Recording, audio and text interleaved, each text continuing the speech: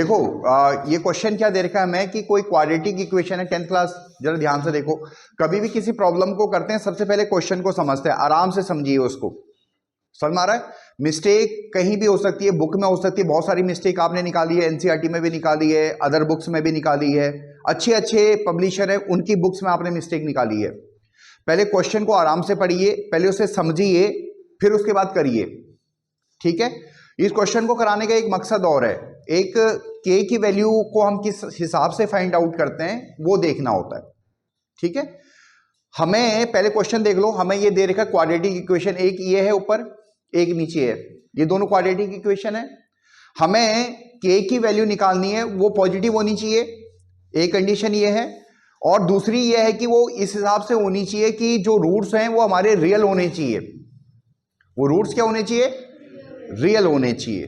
समझ में आ रहा है? तो ऐसे क्वेश्चंस में हम क्या करते हैं कि के की वैल्यू देखो, रियल रूट के लिए के की वैल्यू भी कुछ आएगी ऊपर से और नीचे से भी आएगी ना। दोनों में जो कॉमन कंडीशन होती है, जो कॉमन सॉल्यूशन आता है, उसी को हम लेते हैं। आरासन में उसी को हम के की वैल्यू में लेते हैं, ठीक है। तो एक बार सॉल्व कर देते हैं इसको। अगर इसमें रूट्स हमारे रियल हैं, पहले वाले में, इसका नाम अगर देना चाहो तो पहली इक्वेशन और दूसरी इक्वेशन, अगर पहले वाले में रूट्स हमारी रियल हैं तो उसके लिए कंडीशन है डी की वैल्यू ग्रेटर देन और इक्वल टू 0 होनी चाहिए। समझ में आ रहा है? ठीक है। इसको अगर हम पहले वाली इक्वेशन के लिए करें तो b square minus 4ac, b square यानी के square minus 4ac, 4 into 64 greater than equal to 0 होना चाहिए। समझ में आ रहा नहीं आ रहा है?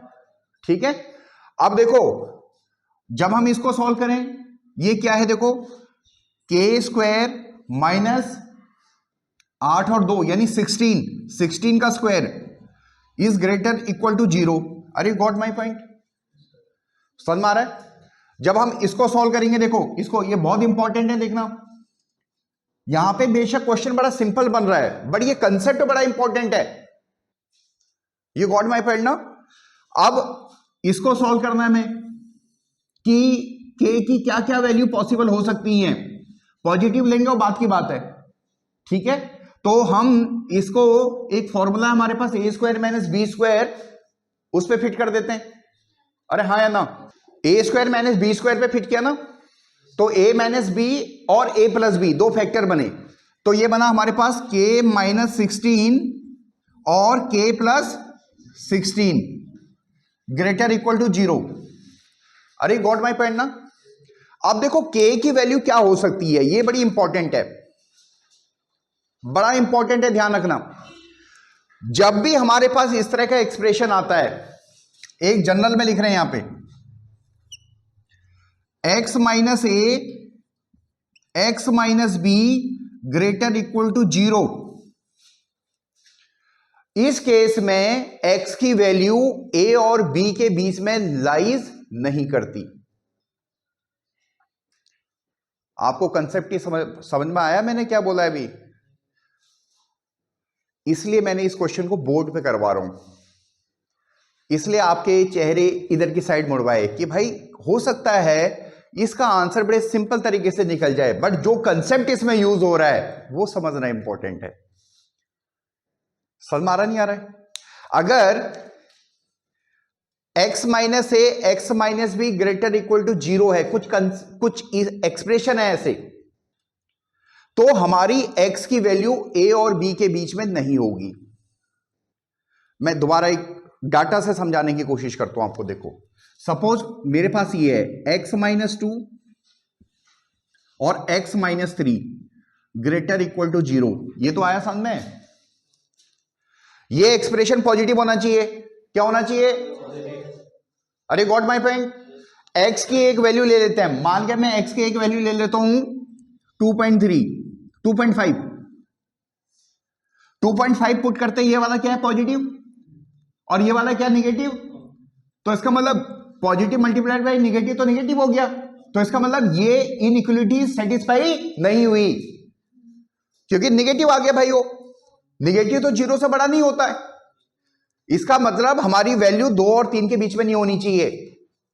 अब हम कोई वैल्यू ले लें, जैसे 4 ले लें, x की वैल्यू क्या ले रहा हूं मैं 4, 3 से बड़ा है, तो 4 लिया तो ये पॉजिटिव, पॉजिटिव हमेशा 0 से बड़ा होता है। अरे गॉट माय पॉइंट, आया नहीं आया सन में? अगर हम मान लिया 2 से छोटा ले लेते हैं, जैसे -1 ले लेता हूं मैं, तो ये निगेटिव, ये भी निगेटिव, दोनों मल्टीप्लाई हो गए, क्या हो गया पॉजिटिव। अगेन पॉजिटिव क्या है, ग्रेटर इक्वल टू 0 है। You got my point? नहीं, ये कंसेप्ट समझ में आया कि अगर हमारे पास ऐसा दिया हुआ है तो हमारी वैल्यू ए और बी के बीच में लाइज नहीं करेगी। अरे गॉट माय पॉइंट ना? बहुत इंपॉर्टेंट है ये, आईआईटी जेई का भी कंसेप्ट है।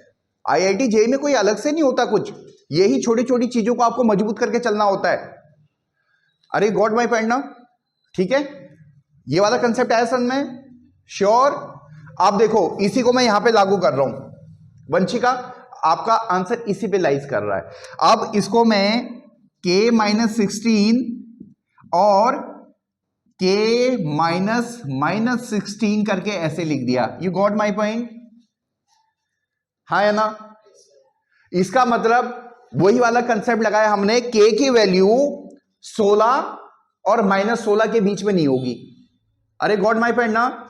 यानी k की वैल्यू 16 और -16 के बीच में नहीं होगी। इसको मैथमेटिकली हम कैसे बोलें कि k की वैल्यू या तो 16 है या उससे बड़ी है, या फिर k की वैल्यू -16 से छोटी है या उसके बराबर है। यू गॉट माई पॉइंट ना? अरे आया सर में नहीं आया? क्लियर है? वंशिका, आई थिंक आपको क्लियर हो गया होगा कि उसने 2 सॉल्यूशन क्यों दिए थे। वो क्लियर हो गया नहीं हो गया? अब क्वेश्चन पे आ जाते हैं। ठीक है, क्वेश्चन में उसने बोला है कि k की वैल्यू पॉजिटिव लेना, भाई तो सीधी सी बात है पॉजिटिव लेना, तो ये वाला तो हमने रिजेक्ट कर दिया। ठीक है, गॉट इट? अब अगला वाला, वो दूसरे वाले पार्ट को सॉल्व कर लेते हैं। इसको मिटा दूं,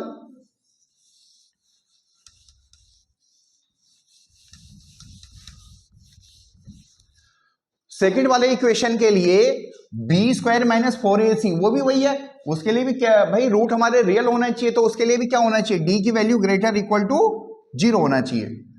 यानी b² - 4ac इक्वल टू क्या होना चाहिए, ग्रेटर इक्वल टू 0। b² यानी -8 का square, 4ac 4k greater equal to 0 होना चाहिए। 64 4k आप इधर की साइड ले जाइए, और 16 ग्रेटर इक्वल टू k ले जाइए। यानी दूसरे वाले पार्ट को आप ऐसे समझ सकते हो, k की value less than equal to 16 है। अरे हाँ या ना? अब देखो, जो ऊपर वाली है, ऊपर वाली जो इक्वेशन को हमने सॉल्व किया, उसमें हमारा पॉजिटिव वैल्यू तो ये आई कि k की वैल्यू 16 या 16 से ज्यादा है, और जब नीचे वाले को सॉल्व किया तो उससे हमारी k की वैल्यू आई कि k की वैल्यू हमारी या 16 से कम है। अरे गॉट माय पॉइंट ना? तो दोनों में जो कॉमन कंडीशन होती है उसी को हम आंसर लिखते हैं। यानी k की वैल्यू क्या आएगी हमारे पास, 16। क्या आएगी? यू गॉट माय पॉइंट ना? समझ में आ रहा है? अरे क्लियर है नहीं क्लियर है?